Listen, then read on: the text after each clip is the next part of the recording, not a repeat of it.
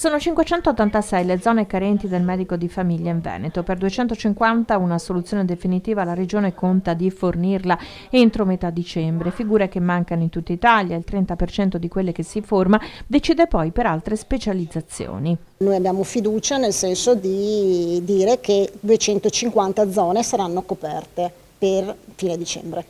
Un deficit che è comprensibile se si calcola che da 3.400 i medici di famiglia si sono ridotti a 2.776. Appena uno di loro va in pensione, i suoi pazienti non riescono a essere spostati su altri colleghi che hanno già il massimale dei pazienti al completo. Si ricorre quindi a medici in formazione con contratto temporaneo o provvisorio.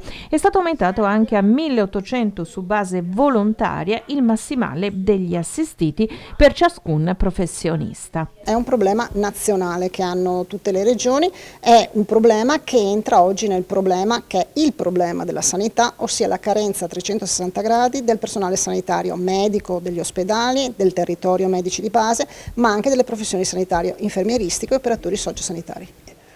Questi passaggi in forme diverse ma richiedono tempo, da poche settimane fino anche a 3-4 mesi, in cui qualcuno corre il rischio di non vedersi un medico sostituto, un temporaneo, un provvisorio o aver avuto spazio nell'aumento di massimale di altri medici di medicina generale.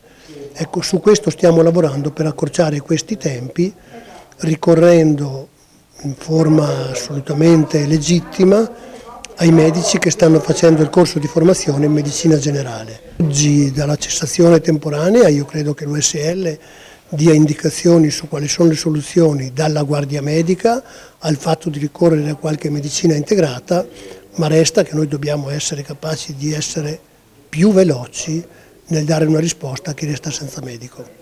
La medicina territoriale è la terza gamba del sistema sanitario nazionale e allo studio una riorganizzazione che fornisca ai medici supporto amministrativo e renda anche la professione più attrattiva. Ma sicuramente devo tener conto dell'evoluzione della parte clinica, assistenziale, un sgravio per quanto riguarda la parte amministrativa, burocratica, ma anche una maggiore, diciamo così, circolarità delle competenze, delle professionalità. Da qui anche la richiesta, insomma, che siano dei gruppi organizzati.